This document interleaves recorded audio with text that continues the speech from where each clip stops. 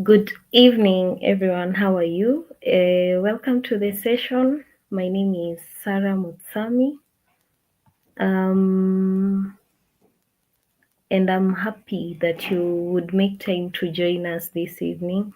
I know we live busy lives, and mambo ni mingi, masaa ni machache, and you devoting your time to join us this evening is such an honor. I want to welcome you to April's edition of our mental health awareness session. And today we are going to be discussing childhood traumas. And I'm in for all of it. Okay. I am in for everything this session has to offer. We are going to learn, we are going to heal, we are going to be equipped so that we can be of help to other people. So as I continue to talk, you can you can text in the chat box and just let me know who's joining us this evening. And then I'm going to read the bio of my guest even as I welcome her. And then also you can share this link. By the way, please could we kindly take a minute and share this link to people in our circles so that they can also come and learn together with us. Okay, so you can just copy this link and share with your friends and loved ones, and then you can also just text in the chat box and let us know who you are and your expectations for the evening, or anything you know about childhood trauma, just anything. If you've ever heard about childhood trauma, what have you heard about it? Okay, as you do that, let me get my hosts bio. Like I said, my name is Sarah Mutsami. I'm a counseling psychologist by profession, and I'm also a certified wow. Certified mental health advocate with the Nivisha Fellowship. And then also I do these sessions every month, every third week of the month. So at 8 p.m. every third Friday, we are on with different topics, anything to do with mental health. Okay. The reason why I do this is because I'm trying to create awareness and I'm trying to reach out to people so that uh, we can create a community that is well aware of things to do with mental health. All right. And someone once said, and I totally agree, that your mental health, your mental health is as equal as is as important as your physical health. All right. So when your mental health is having a challenge, your physical health will be affected. And when your physical health is affected, your mental health is going to be affected. So it's very important for you to take care of your mental health for the sake of your physical health. The same importance you put on your physical health is the same importance we need to put on our mental health. But now the question starts at what is our mental health? How are we going to take care of it? And luckily next month, because next month is mental health awareness month, uh, we are going to be talking about mental health so that you'll understand what mental health is and how you can, take care of your mental health and all that. So kindly remember, every third Friday of the month we do these sessions.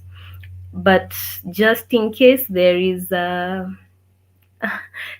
change, like for instance this month we've had to do it on the fourth Friday, we can always inform you. So it's also important that you follow us on our pages, Sarah Mutsami on Instagram and YouTube and LinkedIn, and then Sarah Muhadia Mutsami on Facebook, also Sarah Mutsami on TikTok. Okay, and then we are going to connect more and talk more.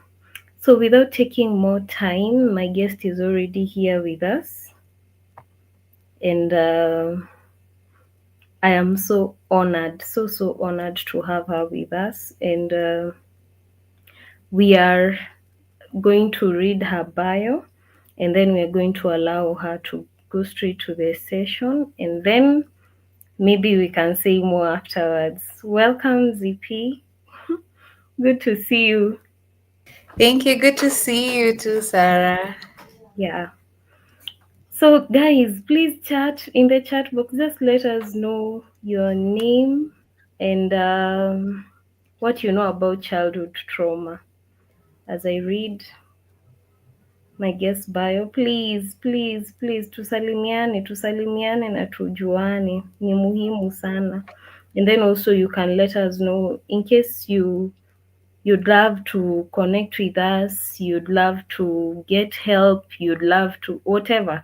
You can also chat in the chat box, or you can inbox me in any of the platforms that I've mentioned earlier, and we are going to talk about it. All right. Welcome, Tabitha Adisa. Good to see you. All right, let me go straight to it.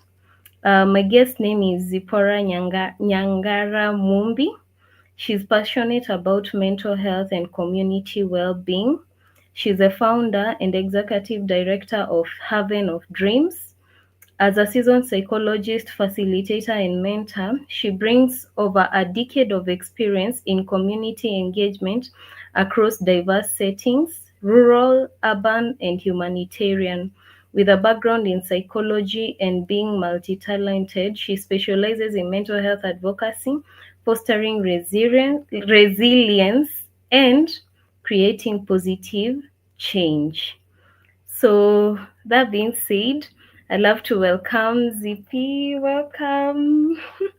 And Thank you can you. just add anything else that I've left out on your bio. Let me tell you, her bio is rich. Ningeisoma hapa tungeanza kufungua ukurasa.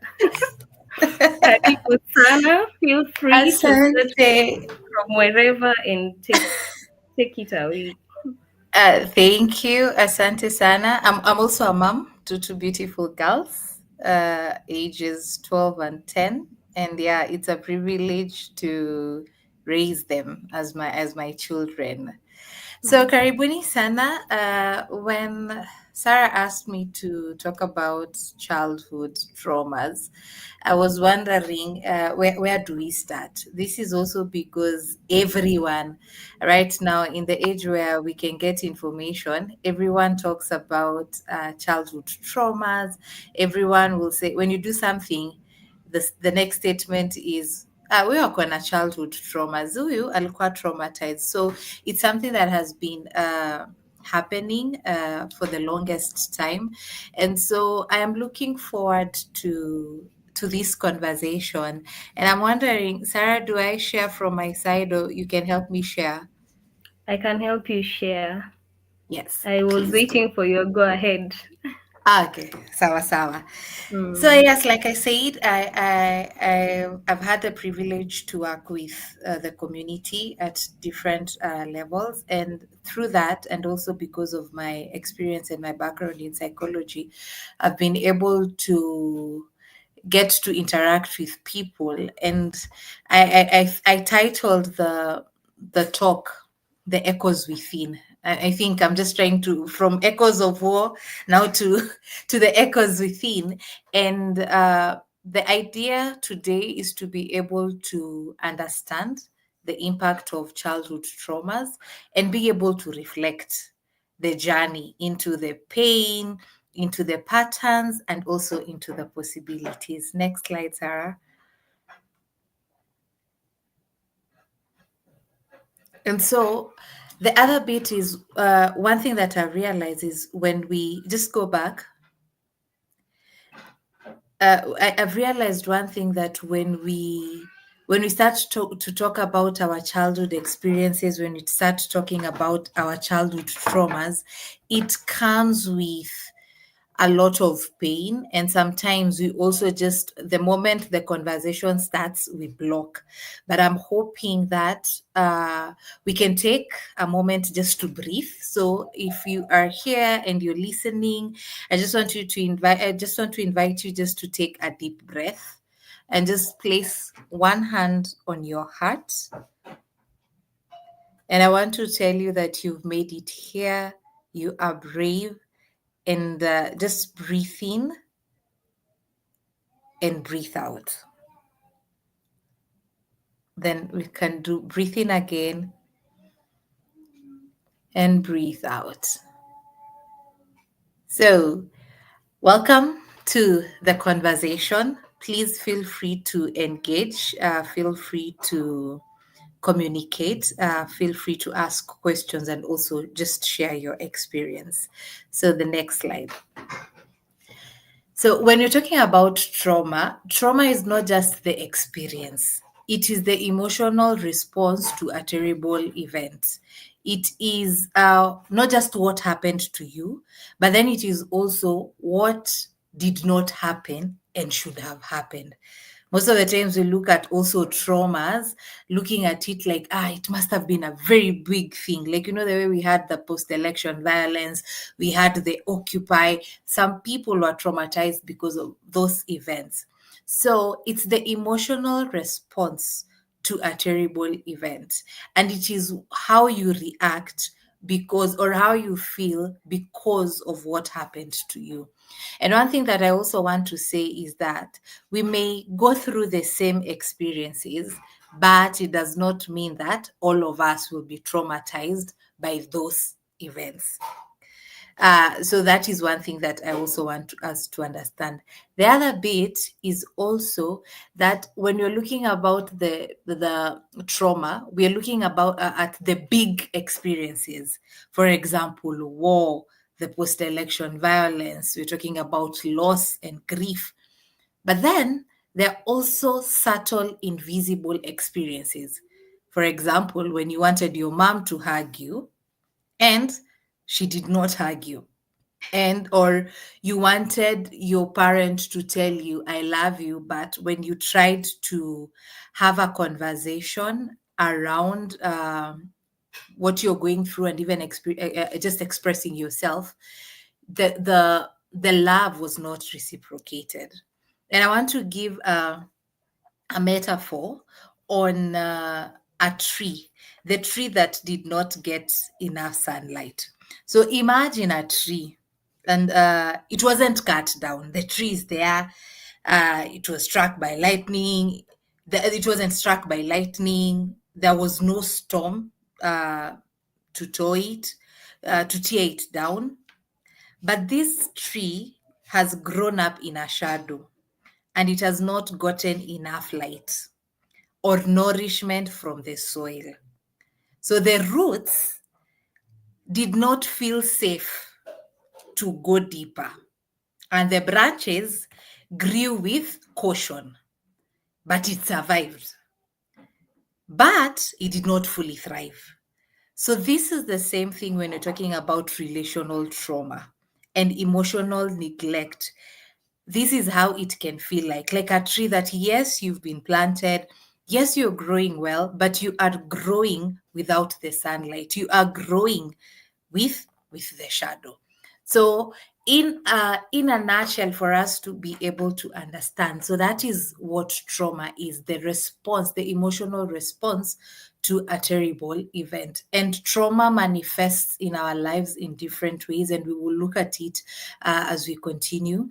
But then also, trauma can be the big things and also the small subtle things. Why I'm saying that is because sometimes when people talk about their traumatic experiences and how they responded to these events, most of the times we're very quick to judge and say, yours wasn't that big.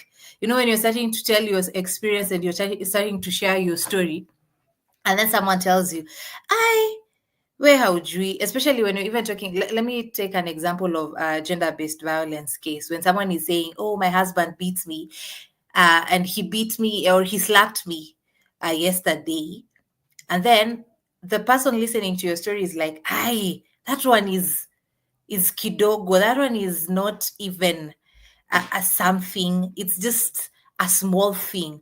But then for me, my husband beats me, punches me.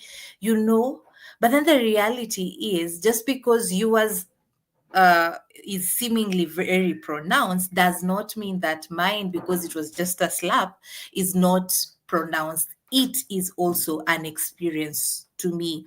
And this is also for people that have gone through different experiences, for them to understand and for them to validate their experiences, that it was small, but it affected me. That my mom provided for the basic needs, provided for the school fees, provided for everything, but she wasn't there for me emotionally, and that affected me. The same way someone would say, oh, I lost my mom. There are different experiences, but how they have, we have to validate the fact that these experiences have affected us in one way or another, and that our experiences are also individualized, and we should honor them. Next slide.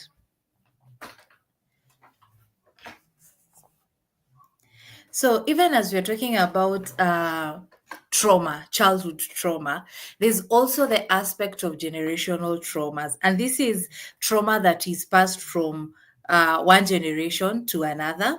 And this can be passed through stories. It can also be passed through beliefs and silence. And these are also things, even in our childhood experiences, we picked. And when it comes to stories, when I was growing up, I am a millennial. And so when I was growing up, one of the things that we would see, or we would have my grandmother, my late grandmother, sharing the stories of maybe what she has gone through. She would really narrate stories, and we were able to learn or pick lessons from these stories. The other aspect is that we were able to read books. And so whatever was passed from one generation to another, it was passed through these stories, whether it was a good thing or it was a bad thing. And one thing that I realized is that as we are growing, as growing up, there are some of the things and narratives that were passed to us. And this does not just come in terms of DNA. It is also through the relational patterns that we have, the coping styles, and unresolved grief.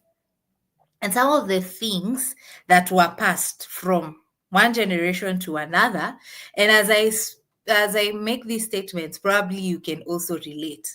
One of the things that was passed was now fear of rest.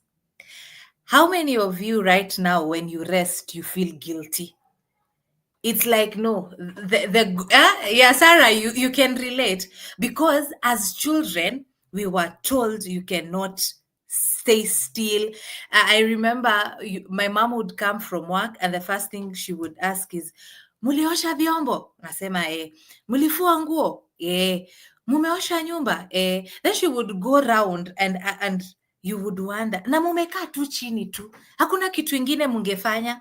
So we were told, or growing up, we knew rest is a taboo. And that is why, even in adulthood, we are becoming workaholics. When we rest, we feel guilty because of that. And that is why, maybe to a larger extent, we have also these motivational speakers that will come out and say, no, you have to wake up early in the morning, you have to do everything. It is draining. And these are some of the things that we learned. We also learned, growing up, that we needed to prove our worth. So we always had to go an extra mile. We had to prove our worth. And there was also the aspect of, if you do not prove your worth, something is wrong with you. And to a larger extent, it affected us because we had to sit down with people, especially the older people. They will hurt us, but in the process, we still have to prove our worth to them. There was silence around pain.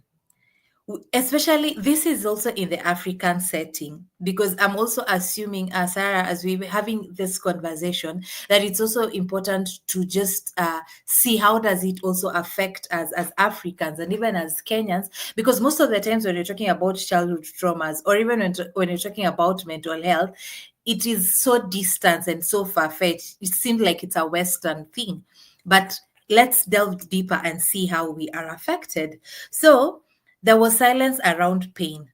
We don't talk about pain here. Unasikia uchungu, you're feeling pain. Itaisha, why do you want to talk about the pain? There was harsh parenting style. Many, if we, the listeners here, they will say that most of their parents beat them. And when they beat them, they would say, I've beaten you because I love you. And so our emotions and our emotional needs were dismissed. The thing was, do you know how much I love you? Do you know how much I do not want to see you fall off? I am correcting you. Then we also learned survival over thriving. That as long as you have food and school fees, you are fine. And you will find that some of the people that are traumatized or have childhood traumas even come from well-to-do families because they were taken to the big schools. They had everything, but the emotional aspect was dismissed. And that's why you will hear people say, what is wrong with this person? They had the best, but they are still maybe having depression, they are still not doing okay. So what is wrong with you? But we were told survival over thriving. I've paid your school fees. And the idea was, I have paid your school fees, so please go and study. And if you had sarcastic parents like our parents, millennial parents, they would say, oh, I have paid school fees, so if you want to fail, please fail. Don't come back to me and say I didn't pay. I have done my part. This is what I need to do. Then we suppressed our emotions. Crying was for the weak. And that is why when a child would cry, and when you would cry, you would be asked, why are you crying? Kitu kidogo tu ndo inafanya ulie. Why are you crying? And for the men, for the boys, they were told, why are you crying? Uko na umama. Why are you crying like a girl? Why are you weak? And so you will find even right now, men have it rough in sharing and expressing their emotions. And then emotional regulation was not taught for quite a number.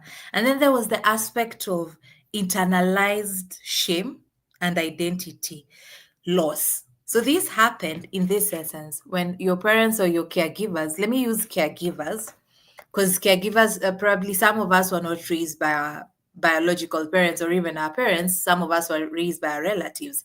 And so they would come home and say, or a parent would, or this is what you're also doing if you're a parent here and listening. And you would say, have you seen so and so's child? Did you see that the son is going to do law or the son is going to do medicine? And you're just here saying that you will be a baker or you're going into arts. Who are you? You want to embarrass me. So we had internalized shame. And for the longest period, especially for the millennials being raised, we knew that some of our careers were actually wrong. They were wrong because if you do not identify as an engineer, if you do not identify as a teacher, a doctor, either medical field or a pilot, then you're a failure because your caregivers have told you that this and this is who you should be like so and so. And of course there was the aspect of normalized struggles. Hey, we have suffered, we've been told to suffer. Like, even when you're doing something, the aspect is, hey, you've not struggled enough for that thing. Do you think it will be successful? You've not struggled. So for us, we know that success is struggle. We know that we have to struggle. We have to suffer. You are God's chosen strongest soldier. Every year, you are recruited to that bandwagon because we were told that everyone goes through something. And why are you complaining because of that? And of course, pain was minimized and struggle was glorified. And so, what I want us to know is that, yes, some cultures glorify endurance and silence over healing, but I want you to understand that when a generation is silenced, the next generation carries in their body and behaviors, carries in their traumas until someone decides to heal. Next slide.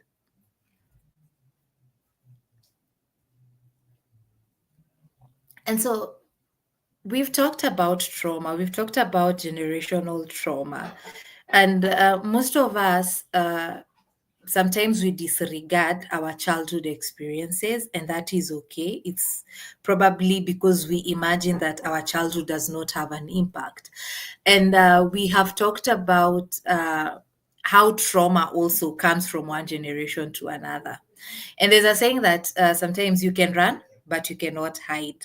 But then I want us to look at the impact of traumas.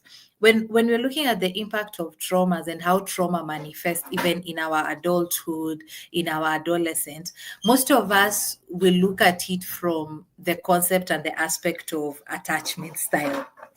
So when it comes to the attachment style, so this is how trauma manifests, and this is how childhood traumas manifest in our lives. So attachment styles is what shows up in our adulthood, in our relationship with other people. And our attachment is also based with our relationship or how we interacted with our caregivers in our childhood. So we have several attachment style. One, the secure is what we should always endeavor to have, like the secure attachment, or even giving our children a secure attachment. And so the secure attachment says, I am safe, I am worthy, I can trust and can be trusted. And this is as a result of caregivers who are consistent, and they are loving, they are responsive, and they are available. When a child grows in a secure environment, he knows or she knows that she's worthy. She knows that she's safe. She knows that she can trust and she can be trusted. And so this also manifests in our relationship with other people, that a child in raised in a secure attachment or in a secure environment, they will also be secure, and they will trust, and they will have intimacy without having to prove anything with their relationship. And then we have the anxious. Quite a number of us, I always say I'm a recovering anxious person. So here, the question, there's the fear of abandonment. Like, will you leave me? Do I matter? And this is because caregivers are inconsistent. They love you at one point, then they withdraw. Nika ile, now you see it, now you don't. You know, Rambo, Rambo, Vum, Vum. I've remembered that. So how it manifests is that as an adult, and even when you're in your relationship, you have a fear of abandonment because you imagine or you think that everyone is going to abandon you. Then you always seek reassurance, and you feel unworthy. You feel like you always have to do something so that you are accepted and you are loved, and so that people can stick. Then there's the avoidant, where they crave for space. Like, why? Because in their childhood, this is what they were told, or this is what they believe, that I don't need anyone. The feelings are too much. And it's because caregivers were emotionally distant, and they discouraged vulnerability. Have you ever been in this scenario where a child wants to express himself or herself, and the first thing the caregiver is like, why do you want to talk about it? What is your issue? I am talking to someone, or I can't do this now. So, or you want to cry, and the first thing you're, why are you crying? Do you want me to beat you so that you can cry? You know, those kind of things. So emotional vulnerability was discouraged. So this is how it shows up in relationships and in friendships. One, someone who has been brought up in an avoidant situation, well, number one, they suppress emotions. They cannot express their emotions, because when they express their emotions, it feels very odd to them, and they become vulnerable, and it's not something that they can relate. They also do not sometimes accept emotions or receive emotions. So they fear closeness, and so they will also value independence over connection. Because at this point, you're like, no, How can I connect to this person yet I have this and several things that I need to deal with? And then of course there's the disorganized, where it is push and pull and it is very chaotic. This is where someone wants closeness but they fear it, and then it is formed in homes where there was trauma, chaos, and abuse. And so these people struggle with trust. They will feel confused with love because love is a foreign thing to them. And they will also have, like I had earlier mentioned, the pull and push in relationship. But I also want us to understand that these attachment styles are things that we learned for our own survival, but then there are also things that we can unlearn, and we can all work on ourselves to go to the secure. Because again, remember, if you do not work on yourself, no one else is going to come and work on you. So the idea is to ensure that we are able to move from these insecure attachment styles to secure attachment styles. The other, how trauma also manifests in our body and in our lives, even as adults, is through the body and the nervous system. What I also want to say is that for many of us, we imagine and we think that when it comes to trauma, it's all about, the emotional beats, it's all about the attachment style. But our body, with everything, with our nervous system, with the brain, with the endocrine system, and our emotional beat, it's intertwined. One aspect affects the other aspect. So, when it comes to the body, there's the aspect of the brain chemicals, which we call the neurotransmitters. And I know quite a number of people will talk about dopamine because they are feel good hormones. I will talk about serotonin, those kind of things. But now, this is how trauma affects our body and our nervous system. Let me start with the neurotransmitters, which are the brain chemicals. So we have different neurotransmitters, but I will be able to talk about three because they are directly involved with the trauma and how we feel about ourselves. The first one is called the norepinephrine. It's a mouthful word. Norepinephrine is the chemical, or the brain chemical, or the neurotransmitter that triggers flight and fight response. So what happens is that when the trauma is high, it makes people always to feel jumpy, hyper vigilant, and easily startled, even when there is nothing, when there is no warning, or when there is no danger coming up. So this neurotransmitter, or the brain chemical, is triggered, and you'll find that some of the people that went through traumatic experiences, and remember we say that the trauma, the experiences could be big and they could also be subtle. Some of the people that go through or went through these traumatic experiences, you'll find that they are always hyper vigilant. They are expecting something to happen because that is what the brain knows. And of course there's the aspect of dopamine is a neurotransmitter that is involved with pleasure and motivation. But people who have gone through traumatic experiences, it leads to low dopamine, which causes either low motivation, it leads to depression and also numbness. And then there's the aspect of what we call serotonin, which is a neurotransmitter that regulates moods and sleep.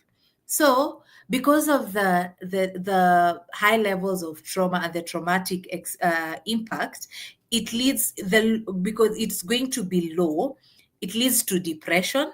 It can also lead to insomnia because you're not able to sleep, and it could also lead to impulsive behavior. And of course, we have cortisol, something that we call the stress hormone. So, cortisol is released when someone is stressed. But now, trauma keeps it very elevated, it keeps it very high. So, what happens is that because we have high levels of cortisol, the stress hormone, we will have anxiety, chronic anxiety and burnout, because the body is like, it's like an alarm. You see, these neurotransmitters and the brain structures and everything, it's like an alarm. It makes you realize that there's a danger coming. But because you've gone through traumatic experiences, what happens is that your body system is like, there's danger, there's danger. So every time there's danger, cortisol, the stress hormone, is released. And sometimes it's not even a major thing, but because your body is like, oh, there's danger coming in, more cortisol is increased. And now it leads to anxiety and also burnout. And most of the times, we will always be, people who've gone through traumatic experience will be overly reactive, even to non threatening activities. Then I hope we are together. So if you have a question, please shoot, ask. I know, Sarah, you have your way. We'll get the questions.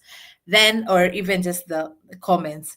Then there's the aspect of also the brain structure and trauma. They are also interrelated. So what happens is that we have different structures of the brain. And I don't want it to seem like this one is a biology class, it's a science class, it's very hard. But I want you to understand that there are different parts of the brain, and they are affected, how their performance is affected by trauma. One is the amygdala, which is the fear center, and it becomes very overactive and hypervigilance, leading to anxiety and panic. Then we have the prefrontal cortex, which is responsible for thinking and planning. So, what happens when you go through trauma? The prefrontal cortex becomes underactive because you're not able to activate it because of the experiences that you're going through. So it makes it harder to make decisions and even stay calm. And you realize that people who have gone through traumatic experiences, even when it comes to decision making, it becomes very hard. And then we have the bit in our brain that deals with the memory and emotions. Because we want to shield ourselves, what happens is that this bit, which is called hippocampus, it shrinks over time. And we have difficulty in remembering or even distinguishing past from present, because that bit of the brain has been shrinked. Then the other aspect, when it comes also to the body and the nervous system, is something that we call the thyroid or the endocrine system. So the thyroid is responsible for regulating hormones, or the HPA. So what happens is that when you have something that we call, or when your thyroid system is low or sluggish, it leads to fatigue, it leads to weight gain, it leads to mood swings, because your hormones are also not stabilized, they are not regulated, they're very dysregulated. So you can see that as much as we talk about trauma from the aspect of attachment styles, it's not just about attachment styles, it goes even to our brain, it goes to our body. It's really crazy. And so the other thing that I also want you to realize is that trauma is stored in our nervous system. If you've read the book called The Body Keeps the Score, it explains how trauma is stored in our body and also in our nervous system. It's not just about the memory alone. And I'll give an example. Some years back, as I was coming home at night around 7:30 or 8, we were carjacked with a friend of mine. But I will say it's been almost a decade since the incident happened. But every time I pass through that road, I am like, I freeze. I'm like, okay, what is happening? Where is the next car coming from? Because as much as it happened, the trauma was stored in my body and in my nervous system. And that is why you will find, because the trauma is stored in our body and in our nervous system, people who have gone through traumatic experiences, get really dysregulated. I've talked about carjacking, but even let's talk about a parent who was not available, or who a man, a father who would come and shout. What happens in that case is that you will find that even if you're married right now and your husband comes, if he knocks the door in a certain way, your body gets startled. You're very hyper vigilant because you're like, hiya, a man is coming to this house, is going to shout. This is the knock that my father would, this is how my father would knock the door when he was coming and he was violent. The other thing that I also want you to realize that, with all honesty, some of us are really not sick. Some of us are not really sick. We are just traumatized. Trauma is stored in that body. Honestly, it's not because you have hyperacidity because of the food, or you have the ulcers because of something, because of eating some type of food. Some of us are sick because of the trauma that is stored in our body.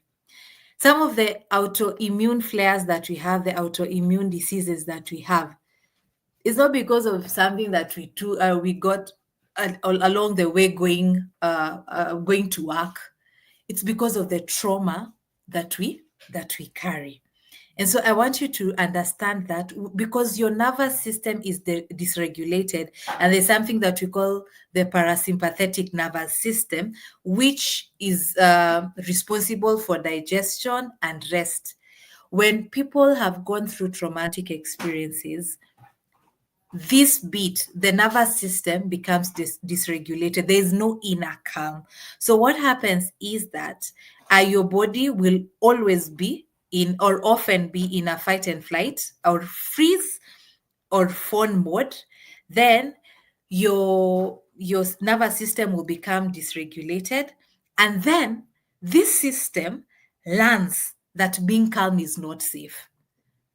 And I'll give an example for people who have experienced gender based violence, or witnessed their parents going through gender based violence.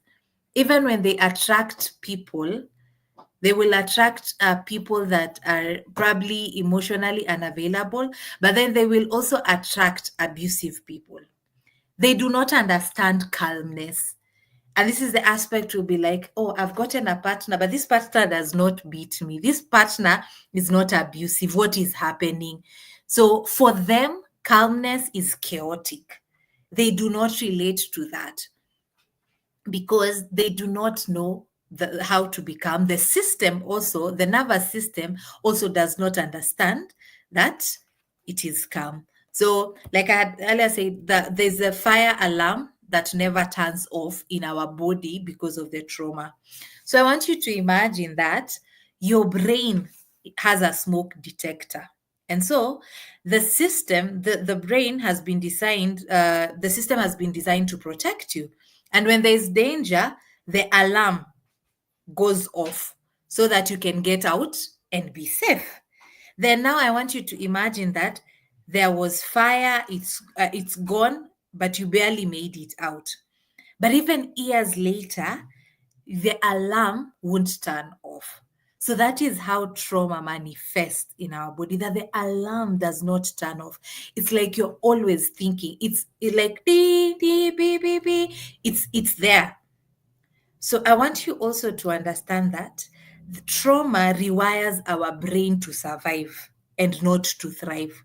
So anything you do it from a survival point of view. You become defensive because you have to survive and not thrive. The other bit when you're talking about how trauma manifests, is the patterns that sometimes we do not notice. One, over apologizing. Have you found people that they will apologize? They will over apologize, even apologizing for the mistakes that they did not do or they did not make. You find someone, oh, I am sorry. Umeanguka kwa mlango, pole, maybe ni maji, all those kind of things. And then other people have people pleasing tendencies because they imagine, if I do not do something for this person is going to leave, this friend is going to leave. So you will find that you are putting yourself on fire to keep others warm.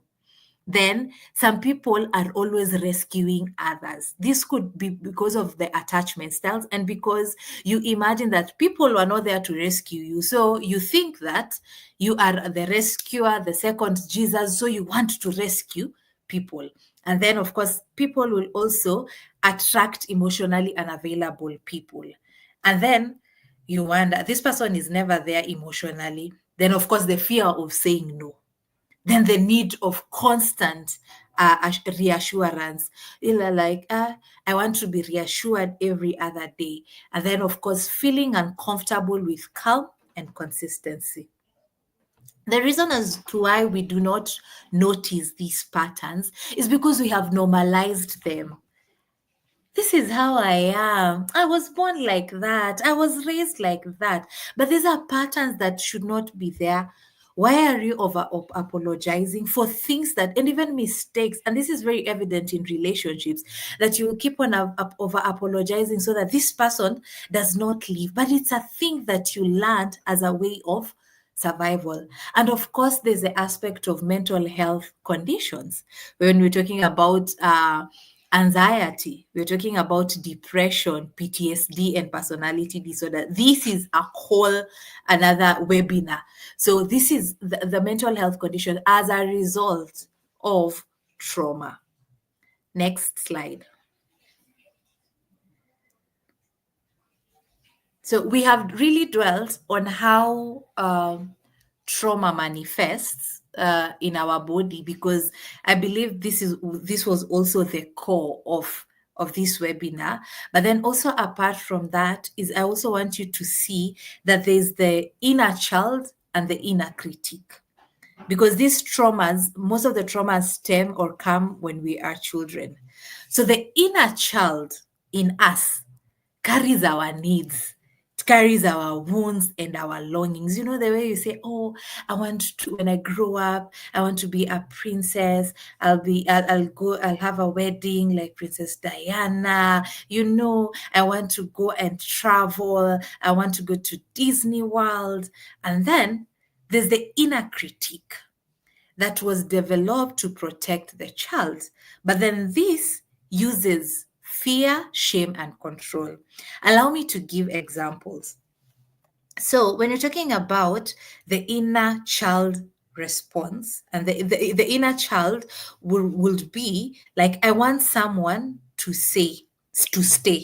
I want someone to stay. That is the inner child. That is your desire and your longing. Oh, like, I want my mom to stay. I want my mom to stay with me, or I want to visit this place. Then the critique voice will tell you, do not be too needy. You are too much.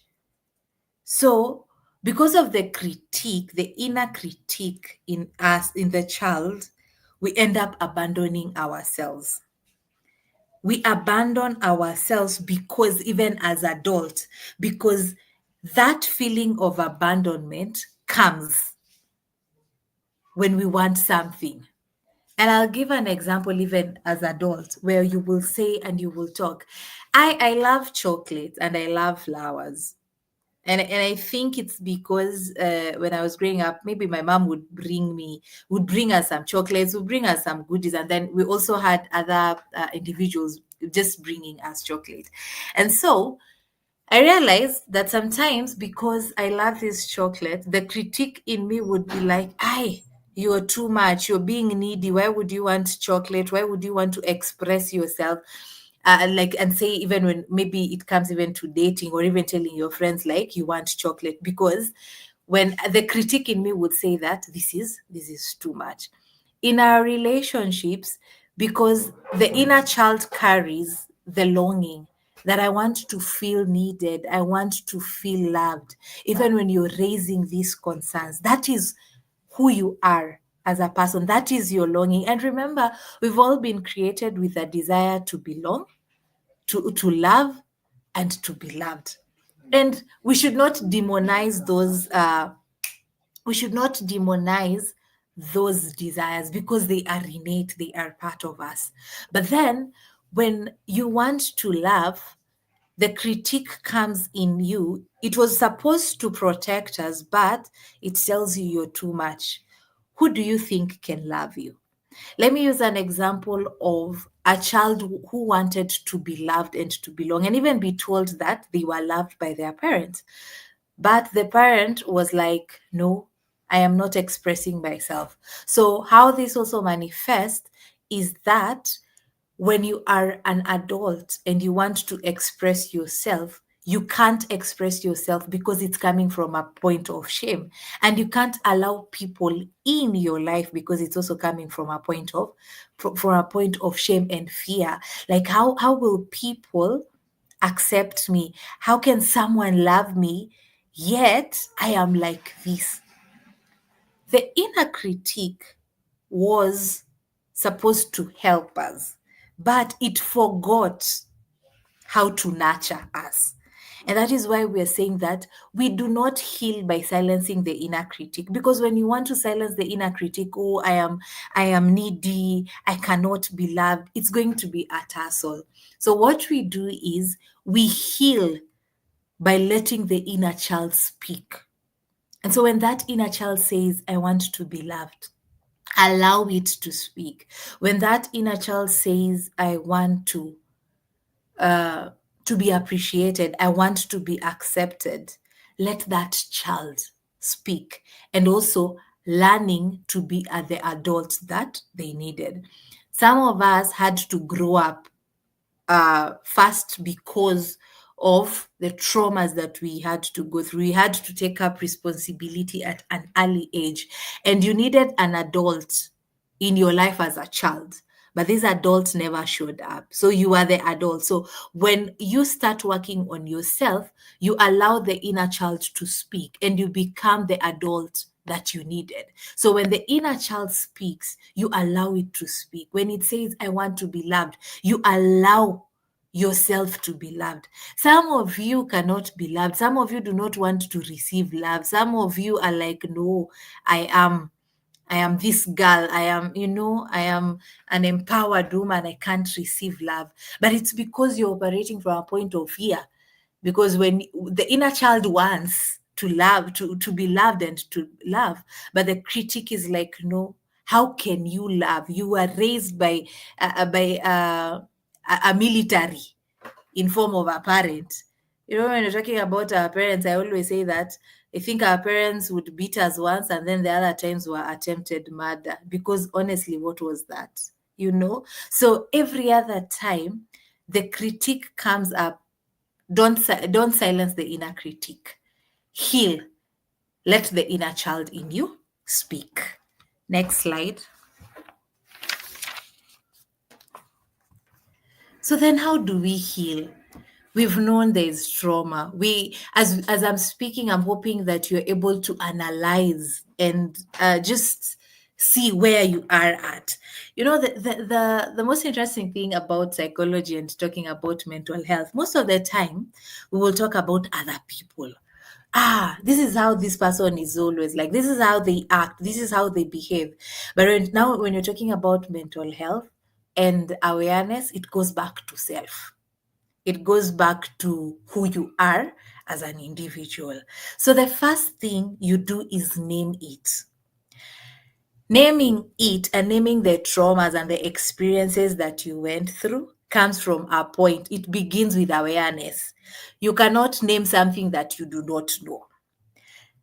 Getting to the point of awareness calls for vulnerability. And it's the vulnerability that most of us run away from. Because you'll be like, how can I say that my mom hurt me? How can I say that my dad hurt me? Especially when you're talking about the African setting where we have been told that we need to honor our parents, we need to respect our parents, we cannot talk ill about our parents. So you have to name it because you cannot heal if you do not name. You need to notice these triggers. Then the other thing that I also want you to understand is that as a child, you did not have the capacity to protect yourself. You did not have the capacity to internalize some of the things. But now as an adult, you have grown, you have acquired skills, you have that capacity. Is it going to be easy? No. We are not saying that therapeutic journey is going to be easy, or we're not saying that dealing with the traumas is going to be a walk in the park, but just start. Then the other thing is creating safe relationships, that we heal around people. We heal in relationships. So I want you to understand that if you've gone through a traumatic experience, you cannot say that I will isolate myself until I heal. No, that can't happen. We heal in relationships. We heal when we get into safe relationships. We heal from a point of safety and not shame. And that happens when we get into safe relationships. And most of us operate from our triggers. We think with our triggers, not with the reality. Because if I tell you, for example, if I'm giving someone feedback and I'm telling them, you need to work on this thing, because of the triggers, they will create this wall and say, no, why are you doing this? You are attacking me. Are you attacking my relationship? Are you attacking my vulnerability? But then you also have to understand that when we create safe spaces, then you heal. And healing means that you let people in. You allow safe people to get in. Of course, you cannot allow everyone into that relationship. You cannot allow everyone, because some people are BBC London, or they are like the horn speakers in our community. You say something to them, 2 seconds later, everyone in the WhatsApp group knows about it. But then allow people in, because that is how you're going to heal.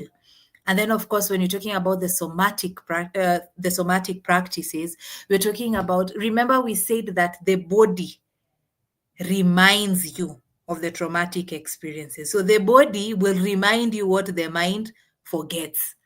So sometimes we'll be like, oh, I will push that into the unconscious. I will forget about it. But the body, you cannot run away from your body. So the body will keep on reminding you that, there's something that you've not dealt with. And that is why I'm saying that some of us are actually not sick. Some of us have just trauma that is stored in our bodies. And so you will find that the somatic practices includes ensuring that either you do some activities like deep breathing, the movement, and the dance and the grounding technique. And remember, the nervous system will only heal when it feels safe. So once you start regulating your nervous system, when you start healing, then you're able to heal. The nervous system is able to heal. So every other time the cortisol hormone is not released, your dopamine goes up, your serotonin goes high, because your nervous system is healed. Your parasympathetic nervous system is like, our work is to digest and to rest. Your body is able to rest. And then the other bit is inner reparenting. Some of our traumas, with all honesty and with due respect to our parents and to everyone, to our caregivers, some of our traumas comes from our parents. Please do not curse me, because you see, when you're talking about how our parents hurt us, it will be like, oh, do you know I can curse you? Do you know I can say a word? Do you know you cannot talk against your parent? But the truth is, some of them are our source of traumas. And I cannot, as I grow older, I realize that I cannot blame them. It's because some of them, that is how they were raised. Remember when you're talking about the generational traumas? So some of them were raised like that. And because they never dealt with their own issues, they took it out on us. So it means when you're talking about the inner reparenting, is become what you needed. So tend to that inner child in you. Speak gently to yourself. If your parent was speaking to you as a military officer, and I realized that some parents were like, sir, yes, sir. If you don't talk to your dad like that, sir, yes, sir, it's trouble. Speak gently to yourself. Give yourself rest without guilt. Please give yourself rest without guilt. You do not have to wash all the walls every day. You can rest. It is okay. The world is not going to come to an end. Please rest. Set boundaries without shame. Some of us, because of our traumas, we do not have boundaries. And when we set boundaries, even with our families, we feel the shame. Please set boundaries without the shame and celebrate yourself without fear, because some of us were told if you celebrate yourself, I'm my own cheers leader. I really love sharing myself. I will sometimes just wake up in the morning and just look at myself in the mirror, and then I'll be like, baby girl, you are so beautiful. You have made it in life. But then some of us were told if you do that, if you say, like, oh, I am beautiful, why are you doing that? Why are you talking good about yourself? But could you please celebrate yourself? Don't wait for the major things. Don't wait for that big breakthrough. It's going to come, but even the small ones, celebrate yourself. You have social anxiety because you are not allowed to go out, but then you've gone to this event. Celebrate yourself. Appreciate yourself. Become consistent. Nurture kindness. Be protective, and be the caregiver that you wished to have, that you never had. And of course, spiritual grounding. We have been created as psychosocial spiritual beings, and that means that you have to ground yourself or connect with a higher being, whichever higher being that you trust or you are affiliated to or you connect to. I hear people these days say that, oh, I am not religious. I left church, but I did not leave God. I am spiritual. There's the connection. There's someone higher than us. Connect to this person, because when you do that, you realize that you're not alone. There's someone that can help you. And I understand that some of us, our traumas also come from our religion, because we were told that we had to go from church to church, get into the service as a child from 7 to 9, because your mom is speaking, your mom is the usher. Some of us were traumatized because of our religion. But then realize that there's a higher being than you. You cannot, that's why you have to create the balance between psycho, your mind, social, how you interact with other people, and the spiritual aspect. And then as I wind up, of course, there's the aspect of self care, and self care is different for different people. So find something that you can do for your self care. For some, it is sleeping. Please sleep and don't feel guilty about that. For some, it's reading a book. Please, by all means, read that book. And then, of course, therapy. I can never overemphasize the importance of therapy. Therapy is important. I know in our African settings, and also just generally, when you're talking about therapy, the first thing that we imagine is that this person is mad. But with all honesty, therapy is needed for everyone.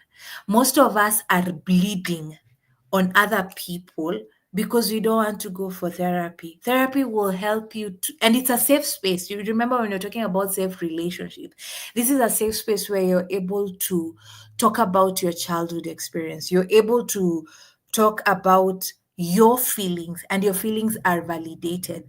But most importantly, you are able just to love on yourself and have skills, coping skills, get to understand yourself better.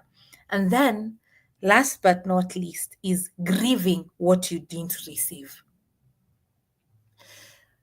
Most of us, or quite a number of us, wanted to have this present father, present mother. I wanted to have this, there's the idealized version of maybe the family that you wanted, the things that you wanted. But truth is, that did not happen. So grieve what you did not receive. And healing includes mourning, and let mourning the love and the safety and the care that you needed to have, you should have had, but did not happen. Grieving the unmet needs. And this is where also therapy comes in, because it helps you to grieve the unmet needs. It helps you to understand and get the skills. Because remember, like I said, sometimes when we go through traumatic experiences and they manifest in our adulthood, most of the times we will tend to go back to our childhood because we remember, our body, our brain, our nervous system remembers that I was shouted out at. So when I was shouted at as a child, I would like put a wall, I would become defensive. But then you realize that that is the inner child that wants to go back. Now, as an adult, you've been able to learn how to become assertive. You've been able to learn communication skills as you're interacting with other people, and you're learning how to express yourself. And in the final slide, finally, I see we are past our time. Sorry, I hope I can finish up with this. So, the idea of healing, you have to understand that healing is not linear. We don't say that today I will deal with the traumas, the traumatic experiences that I experience between age 0 to 5. The next session, 2 months, 6 to 8. Sometimes it's not like that. It's not linear. Or I will deal with my father and then I will deal with my mother. Sometimes it's just intertwined. Everything happens. And then you will realize that there are things that you can do. And so I came up with some of the prompts that you can ask yourself, even in the process of healing. And the first thing is, what did I need as a child that I didn't receive consistently? And remember, there's a quote that I don't know if I read it or I came up with it because I'm also a genius. I can't remember which one is which. But the quote is, experiences are not homes we live in, they are schools we learn from. So even when you go back to your experiences as a child, you're not going back to live in them. You're going back to learn from them. You're going back and asking yourself, as a child, I wanted to be loved and I was not loved. So that doesn't mean that now you stay there and say, I was never loved, I will not be loved. So even when you're going through these prompts, the first thing is asking yourself, what did I need as a child that I didn't receive consistently? And please be honest with yourself, because healing is also individualized and no one can heal for you. You can only heal for yourself. You can be there to support other people, but they have to do the healing for themselves. Then, what were the unspoken rules in my home growing up? Maybe it was you cannot watch TV, you cannot watch when the dad gets in the house, everyone scatters, those kind of things. They are unspoken rules, but you have seen it. Then, in what ways did I have to change who I was to feel accepted or safe? For some, it was like you are allergic to something, but because your parent has said, I can't cook 2 meals, you have to take that egg. You have a protein allergy. So you had to change that so that you feel accepted or feel safe. Because you remember how some of us were fed? We were fed na kiboko. Like you have to eat. So if I hate this food, but I have to eat it. And then when I feel triggered today, what is my inner child afraid of? When I'm feeling like I've not been reassured, what is the inner child afraid of? Is that inner child afraid of abandonment? When I feel triggered today because someone loves me and I want to push them away, is it because I was never allowed to become emotionally vulnerable? When I feel triggered today that I cannot wear this dress, is it because I was told that I can never look good or I am not okay? When I feel I cannot talk or I cannot smile, is it because I was told my teeth were big? I am saying that because when I was in school, someone told me my teeth were very big, that they could harvest potatoes. And for the longest time, I could not even express myself. I could not smile because I always thought like, when nenda kuchimba shamba, I'm a farmer. So when I am not smiling today, when I can't express myself, what is my inner child afraid of? Then what patterns do I see repeating in my relationships or choices? And where might they have started? Are you attracting unavailable partners? Do you feel like you have to always apologize in your relationships? Are you attracting abusive partners? How is that pattern repeating in the relationship? And you will find that most of the times, even when you look at your partners, they are similar, they look the same. So because these patterns keep repeating in these relationships and choices, and even in our friendships also, not just intimate relationships. And then what does safety feel like to me, emotionally, physically, spiritually? And then what does healing look like for the version of me that still feels unseen or unheard? What does healing look like to you? Does it look like creating boundaries? Does it look like changing your careers? Does it look like letting go of that relationship? So these are some of the prompts. Because remember, we are saying that for you to heal, you have to heal from a point of awareness. So you have to name these, and these prompts will help you to become vulnerable with yourself, but then also it will help you just to get in touch with your inner child. Because remember, we are not silencing the inner critique. We are allowing the inner child to speak.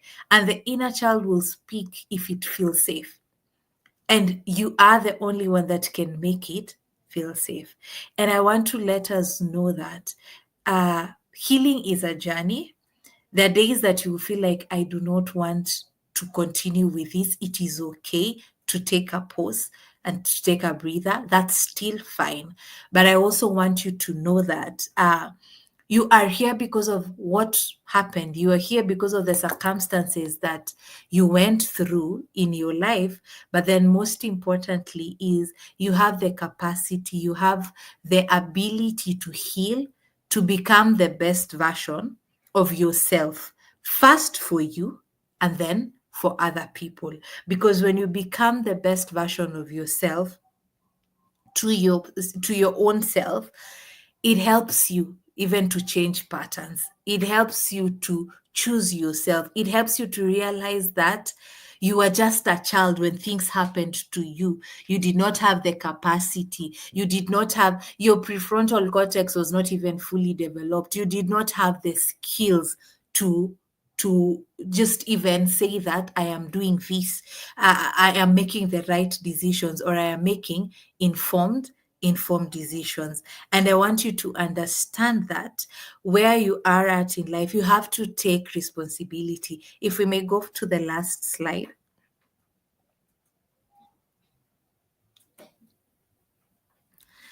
So I want you to understand that your story is safe with you and it's still being written. As long as you're alive, your story keeps on being written, rewritten, and that is your story. And that your story is safe with you in terms of that was your childhood experiences, that was what you went through. And then the other bit is that you may not be responsible for what happened to you, but your healing, that part is yours. We cannot say that, oh, I was not responsible. This is how I was treated. This is how we are. We cannot continue using, this is how our family is statement. This is how we were born. Now that you know, you do better because now you are aware of what was happening in your life. You're able to do better. So the healing bit is yours. That responsibility, seeking support is yours, because people can be there for you, people will show up for you, but then at the end of the day, the work is there for you to do. No one can do the healing for you. No one can do the healing on your behalf. A husband cannot heal on behalf of the wife. A wife cannot heal on behalf of the husband. And children can also not heal on behalf of their parents. Parents need to do their own healing. Children need to do their own healing. And then I also want you to understand that healing is not about pretending that it did not happen. It's about honoring your pain, acknowledging that it happened, understanding these patterns, and learning to come home to yourself. It is understanding that you're not broken, you are becoming, and becoming takes courage. Because, with all honesty, most of us will say, this is how we are, this is how I am. But then you understand that becoming takes courage. And so I will leave you with this, that's this quote that says, what does healing look like for you, not for who the world expects you to be, but for the real underneath you. Take responsibility, and with tenderness, your healing is yours and it is possible. Thank you very much. Back to you, Sarah.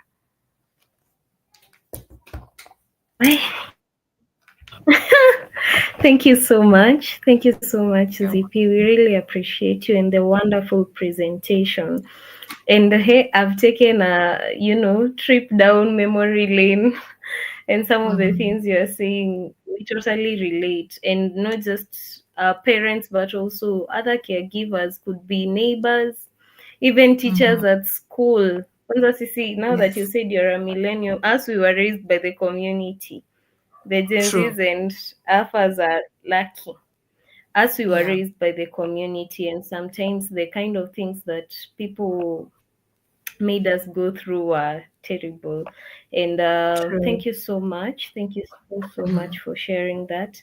I just want to read one of the questions that was posted. How can we rewire our brains that we are now safe after being in survival mode for so long? You said that the alarm is always switched, it's always on after a traumatic event. So I think that's where this question is coming from. Juki Ann, thank you so much for joining and for your question. How can we rewire our brains Mhm. that we are now safe after being in survival mode for so long? Okay. I don't know, Sarah, I lost you at some point. Oh, Could sorry. you repeat the There's a question? question from, yes, from Juki Ann.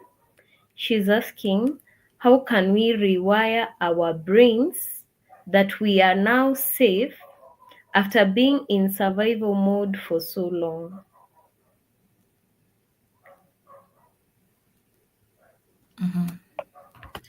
So I don't know if you can hear me. Yes, I can hear you. Okay. Okay. So you remember when I said that our bodies are interconnected in terms of the brain Mm, transmitters, in terms of our brain structures and our mind. So what the first thing that you can do is creating a repetition of safety. By this, I mean, remember, your mm, brain knows chaos. That is what it knows. It's just chaotic. But then there's the aspect that your brain and your nervous system can heal from a point of safety. So that means that you start doing some things, even if it's just kidogo mm, kidogo, like as you start, like even breathing deeply, taking mindful walks to reintroduce safety to your body, because mm, your nervous system begins to slowly move away from the flight and from the fight into now rest and repair. You remember when you're talking about okay. the nervous system, and specifically the Mm, parasympathetic nervous system. So mm, that can help you. Then the other bit is, like we had said, when you name these emotions that you're going through and the feelings that you're going through. mm, When you name these emotions, it helps you, because now it shifts from from the unknown now to the known, and it goes even now to the prefrontal cortex. By this, because now you say, like, I feel like maybe I am anxious or I'm feeling depressed right now, but I am not in danger. So when you say that, when you mm, acknowledge and you notice these emotions, your brain begins to like now rewire and says that, okay, as much as I am feeling anxious, I could be anxious because of something that is not really is not it's something that is safe, or it's something that is not unsafe. So your mind and your brain realizes that, oh, so I am feeling this, but I am still safe. So it helps you to create space and also choice, because remember, the prefrontal cortex Mm, is responsible for decision making. When it knows that I am mm, anxious, when it knows that I am feeling depressed, it helps you to understand that, oh, this is not danger. This is not the anxiety as a result of danger.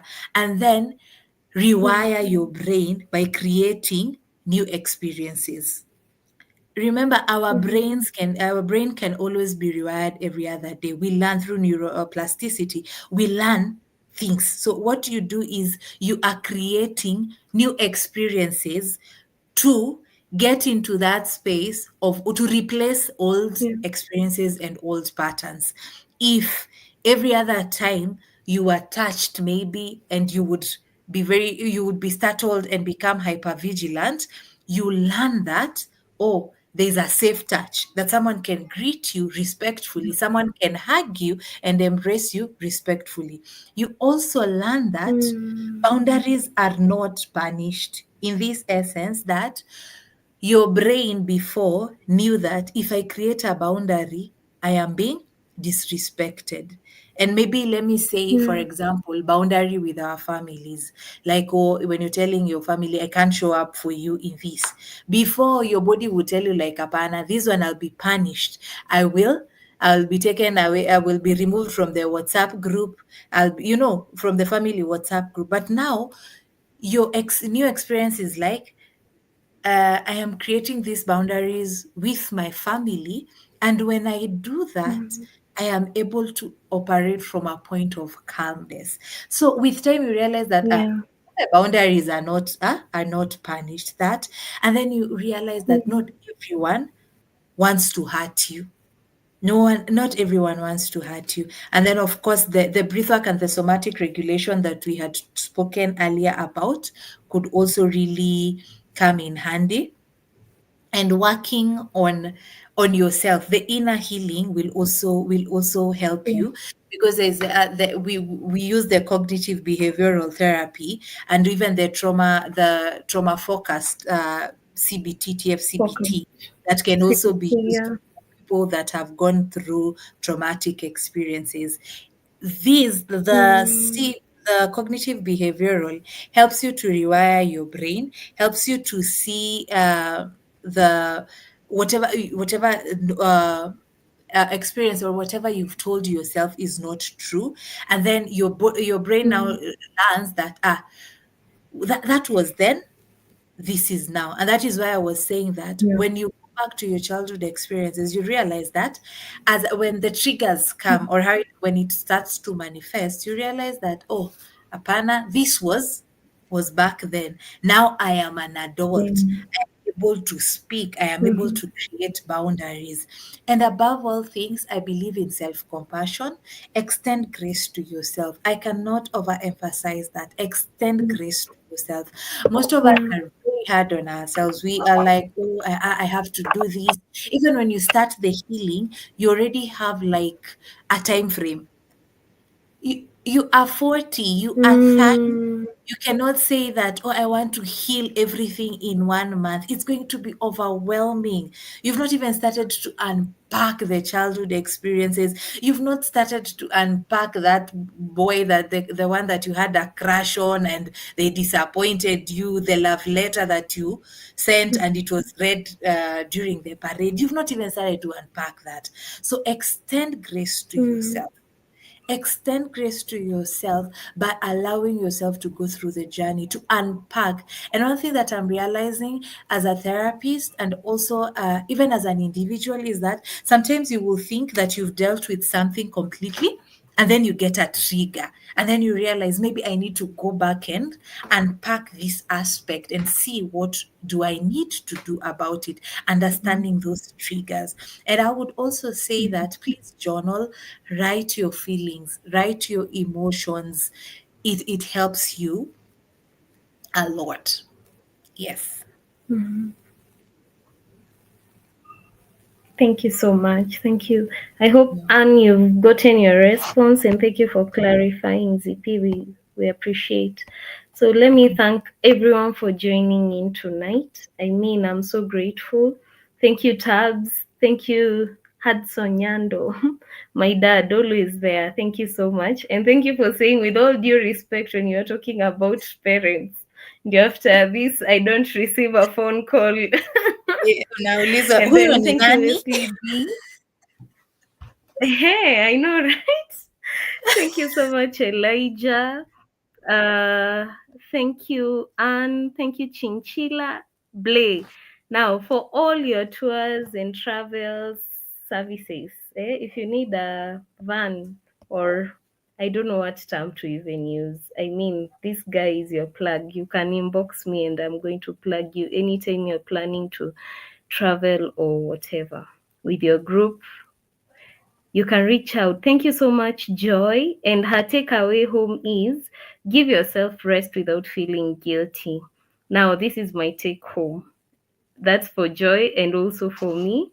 Mhm. And then for Elijah, his takeaway home is being vulnerable is hard, but now but wow, I love how we should allow ourselves to be vulnerable.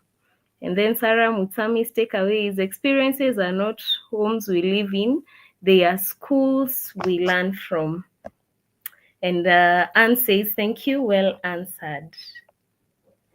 Yeah, thank you so much, Zippy. I have so many takeaway homes, but the best of all is that you have a very beautiful smile, and I'm Yes. glad you recovered that. Yes. So Yeah. as we conclude and as we end the session, I just like you to tell us where can we follow you, where can we get you, what else do you do? Kuna tu vitu bado sikusema sema, and maybe you'd want to talk about it.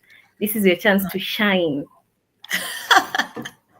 Yes, let me shine and let me say, like, there is some grace, by the grace of God, humbly speaking. So, Yes. yes, I lead an organization, an non-for-profit organization called Haven of Dreams or Haven of Dreams, depending with your English teacher.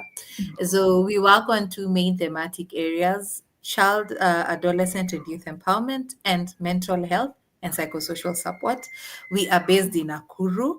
Other than that, I am a trainer. I train on mental health, I train on leadership, and I also train on issues of human rights. So that is who I am. The other bit is also I write. I have a blog called Love Tenna where I write about different experiences. I write about life in a way, and even mental health in a way that everyone can relate to and can understand without using the many jargons and all Yeah. those kind of things. I Like I said, I also sing. So if you need a BGV or if you need someone for your corporate events, you can always reach out. So I am multi-talented. It's a good thing, but it also comes with its own disadvantages. But that is who I am as a person, and I get to enjoy. So you can find me in all in all social media handles. That is Facebook, LinkedIn, IG as Nyangara Mombi, and also TikTok. So TikTok is where I just go and become the inner me. The child in me is just lightened up. So yes, you can also find me as Nyangara Mombi. That yes, Facebook and LinkedIn, the serious version, the corporate version. Uh, TikTok, the me version when I am not chasing the bags and not training people. Yes. Thank you so much. We are really humbled that you accepted our invitation and you came, Aki. I am so humbled and I am grateful. I've learned a lot, and like I always say, please, when you get the time, just come back, listen again, take notes. And if you need to ask any question, you can still ask them at the comment section of this video, and we are going to respond. Once I see your question, I'm going to reach out to ZP, or if I can, we just respond and we walk this journey with you. In case you need someone to talk to as far as traumas are concerned, you need any form of help, please inbox me and I'll be more than glad to connect you to the relevant sources of help. So thank you so much once again for joining. I love you guys. I appreciate you. See you next month, the third Friday of the month. But in case there's a change, you'll always see it in our social media handles. So bye bye and good evening, everyone. Bye.